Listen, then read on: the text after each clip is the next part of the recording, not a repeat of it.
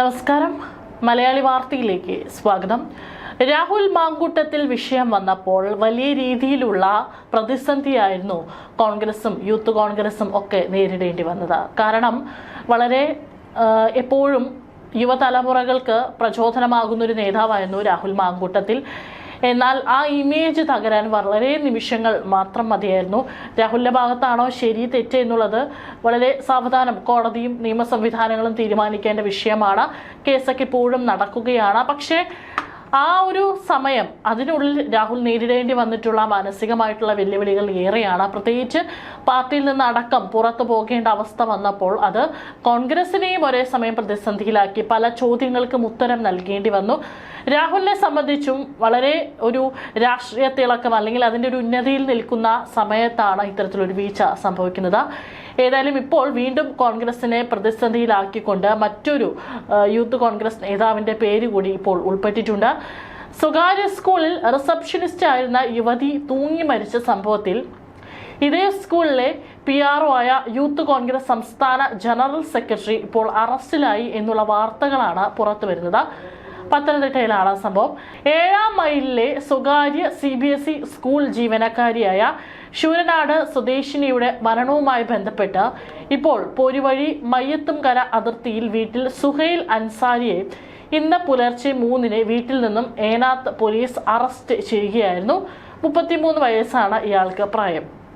ഇതിൽ ഇയാളെ അറസ്റ്റ് ചെയ്യാനുള്ള കാരണം യുവതി എഴുതിയെന്ന് കരുതുന്ന 3 ആത്മഹത്യാ കുറിപ്പുകളിൽ ഒന്നിൽ സുഹൈലിനെതിരെ വളരെ ഗുരുതര പരാമർശമുണ്ടായിരുന്നു എന്നാണ് റിപ്പോർട്ടുകൾ.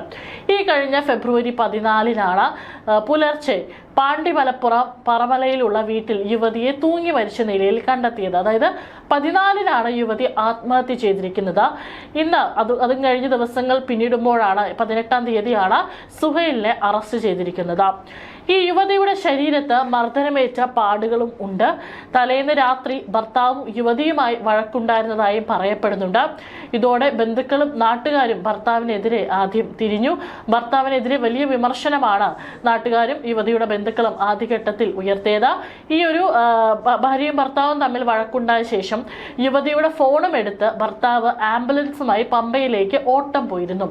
സംഭവ ദിവസം ഇൻക്വസ്റ്റ് തയ്യാറാക്കിയ പോലീസിനെ അന്ന് ആത്മഹത്യ കുറിപ്പുകൾ ലഭിച്ചിരുന്നില്ല. അതായത് അന്ന് ആത്മഹത്യ വിവരം അറിഞ്ഞ് സംഭവ സ്ഥലത്തെത്തിയ പോലീസിന് അവിടെ നിന്ന് ആത്മഹത്യ കുറിപ്പുകളൊന്നും കിട്ടിയില്ല. അന്ന് അവിടെ വിശദമായിട്ടുള്ള പരിശോധന നടത്തിയോ ഇല്ലയോ എന്നുള്ളത് ഒരു ചോദ്യമാണ്. ഏതായാലും പിന്നീട് യുവതിയുടെ വീട്ടുകാർ തന്നെ വീടിനുള്ളിൽ നടത്തിയ തിരച്ചിലാണ് അവിടെ ഒരു ഡയറിക്കുള്ളിൽ നിന്ന് ആത്മഹത്യാ കുറിപ്പുകൾ കണ്ടെത്തി എന്ന് പറയുന്നത്. ഇത് പോലീസിന് കൈമാറുകയും ചെയ്തിട്ടുണ്ട്. ഈ ആത്മഹത്യാ കുറിപ്പുകൾ ഇപ്പോൾ അതിലൊന്നിലാണ് യൂത്ത് കോൺഗ്രസ് നേതാവായിട്ടുള്ള സുഹൈലിന്റെ പേരുള്ളത്. അതിലൊന്നിൽ സുഹൈൽ പിന്തുടർന്ന് ശല്യം ചെയ്യുന്നുവെന്ന് എഴുതിയിരുന്നു എന്നാണ് ഇപ്പോൾ റിപ്പോർട്ടുകൾ പുറത്തു വന്നിരിക്കുന്നത്. ആത്മഹത്യാ കുറിപ്പുകൾ ശാസ്ത്രീയ പരിശോധന നടത്തിയ ശേഷമാണ് അറസ്റ്റ് എന്നാണ് പോലീസിന്റെ ഭാഷ്യം. കടമ്പനാടുള്ള ഭർത്തൃ വീട്ടിലായിരുന്നു യുവതിയെ തൂങ്ങി മരിച്ച നിലയിൽ കണ്ടെത്തിയത്. മുഹമ്മദ് സുഹൈൽ അൻസാരിയും യുവതിയും തമ്മിൽ സുഹൃത്തുക്കളായിരുന്നു. ഇരുവരും ജോലി ചെയ്തിരുന്നത് ഒരേ സ്കൂളിലുമായിരുന്നു. ഇരുവരും തമ്മിലുള്ള സുഹൃത്ത് ബന്ധം യുവതിയുടെ ഭർത്താവ് അറിയുകയും ഇത് തർക്കത്തിൽ കലാശിക്കുകയും ചെയ്തിരുന്നു. സുഹൈലിന്റെ പേര് പരാമർശിച്ചിട്ടുള്ളത് കൊണ്ട് തന്നെ പോലീസ് നടത്തിയ അന്വേഷണത്തിലാണ് സുഹൈൽ അൻസാരിയെ പോലീസ് കസ്റ്റഡിയിലെടുക്കുന്നത്. ഇതിൽ കൃത്യമായ തെളിവുകളുണ്ടെന്നാണ് പോലീസ് പറയുന്നത്. അതേസമയം അന്വേഷണത്തിൽ പോലീസിന്റെ ഭാഗത്ത് നിന്ന് വൻ വീഴ്ചയുണ്ടായെന്നും പറയപ്പെടുന്നു. കാരണം ആത്മഹത്യക്കുറിപ്പ് പോലെ മരണവുമായി ബന്ധപ്പെട്ട മുഴുവൻ രേഖകളും ഇൻക്വസ്റ്റ് മഹസറിൽ ചേർക്കേണ്ടതാണ്. എന്നാൽ ആത്മഹത്യക്കുറിപ്പ് 3 ദിവസത്തിനു ശേഷം യുവതിയുടെ വീട്ടുകാർ തന്നെയാണ് കണ്ടെത്തിയത്. ഇതാണ് ചില സംശയങ്ങൾക്കും ഇടവെച്ചിരിക്കുന്നത്. പോലീസ് വീട് വിശദമായി പരിശോധിച്ചില്ല എന്നാണ് ഇതിൽ നിന്നും വ്യക്തമാകുന്നത് എന്നുള്ള വിമർശനം കൂടി ഉയരുന്നുണ്ട്. മാത്രമല്ല സുഹൈലും യുവതിയും സുഹൃത്തുക്കളായിരുന്നു എന്നാണ് പറയപ്പെടുന്നത്. എന്നാൽ സുഹൈലിന്റെ ഒരു പരിധി വിട്ട പെരുമാറ്റമാണ് ആത്മഹത്യയിലേക്ക് നയിച്ചതെന്നാണ് പോലീസും കരുതുന്നത്. നാട്ടുകാരും ബന്ധുക്കളും സംശയം ഉന്നയിച്ചതോടെ പോലീസിന്റെ സംശയം ഭർത്താവിന് നേരെ തിരിഞ്ഞു. പോലീസ് ചോദ്യം ചെയ്തപ്പോൾ യുവതിയുടെ ഫോൺ ഭർത്താവ് പോലീസിന് കൈമാറിയിട്ടുണ്ട്. ഇതിലുണ്ടായിരുന്ന വാട്സപ്പ് ചാറ്റുകളാണ് സുഹൈലിലേക്ക് വഴി തെളിയിച്ചത്. എല്ലാ തെളിവുകളും ശേഖരിച്ച ശേഷമാണ് അറസ്റ്റ് രേഖപ്പെടുത്തിയിരിക്കുന്നത്. സുഹൈൽ മുൻപ് അധ്യാപകനായി ജോലി നോക്കിയിരുന്നു. പക്ഷേ പിന്നീട് സജീവ രാഷ്ട്രീയ പ്രവർത്തനത്തിന് വേണ്ടി അധ്യാപനം ഉപേക്ഷിച്ച് സ്കൂളിൽ PRO ആയി ജോലി ചെയ്യുകയായിരുന്നു. ഇതേ സ്കൂളിൽ തന്നെയാണ് യുവതിയും ജോലി ചെയ്തിരുന്നത്, സഹപ്രവർത്തകരായിരുന്നു. ഏതായാലും ഇപ്പോൾ യുവതിയുടെ ദേഹത്തടക്കം മർദ്ദനമേറ്റ പാടുകളുണ്ട് എന്ന് പറയുന്നുണ്ട്. മാത്രമല്ല സുഹൈൽ തന്നെ പിന്തുടർന്ന് ശല്യം ചെയ്തിരുന്നുവെന്നും യുവതിയുടെ ആത്മഹത്യക്കുറിപ്പിൽ പറയുന്നുണ്ട് എന്ന് പറഞ്ഞുള്ള ആത്മഹത്യക്കുറിപ്പുകളും കണ്ടെത്തിയിട്ടുണ്ട്. അതുകൊണ്ട് തന്നെ വിശദമായിട്ടുള്ള പരിശോധനയ്ക്കും ഇടയാക്കിയിട്ടുണ്ട്. മാത്രമല്ല ഭർത്താവുമായിട്ട് നിരന്തര വഴക്ക് ഉണ്ടായിരുന്നു എന്നുള്ളതും റിപ്പോർട്ടുകളുണ്ട്. അപ്പോൾ ഭർത്താവിനെയും ചോദ്യം ചെയ്യേണ്ടി വരും. ഏതായാലും ഇപ്പോൾ സുഹൈലിനെ അറസ്റ്റ് ചെയ്തിട്ടുണ്ട്. ഇനി കൂടുതൽ ചോദ്യം ചെയ്യൽ നിന്ന് മാത്രമായിരിക്കും സുഹൈലാണോ ഇത്തരത്തിലൊരു ആത്മഹത്യയിലേക്ക് നയിച്ചതിന് പിന്നിലുള്ള യഥാർത്ഥ കാരണം എന്നുള്ളതിൽ കൂടി വ്യക്തത വരികയുള്ളൂ.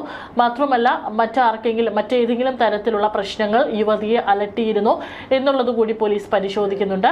ഇവിടെ ഉയർന്നു വരുന്ന മറ്റൊരു വിമർശനം പോലീസിന് നേരെ തന്നെയാണ്. കാരണം പോലീസ് കൃത്യമായി പരിശോധന നടത്തിയിട്ടില്ല. ഈ ആത്മഹത്യക്കുറിപ്പുകൾ ഇത്രയും ദിവസം 14-ന് മരണം സംഭവിച്ചു എന്ന് പറയുന്നു. 4 ദിവസത്തോളം പിന്നിട്ടിട്ടാണ് ആത്മഹത്യക്കുറിപ്പ് കണ്ടെത്തുന്നത്.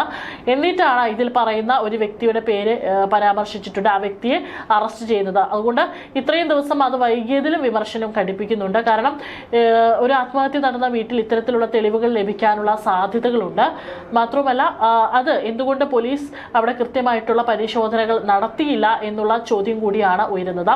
തീർച്ചയായിട്ടും ഏതെങ്കിലും തരത്തിൽ പോലീസിന്റെ ഭാഗത്ത് എന്തെങ്കിലും വീഴ്ച സംഭവിച്ചിട്ടുണ്ടെങ്കിൽ അതും കൃത്യമായി തന്നെ അന്വേഷിക്കേണ്ടിയിരിക്കുന്നു.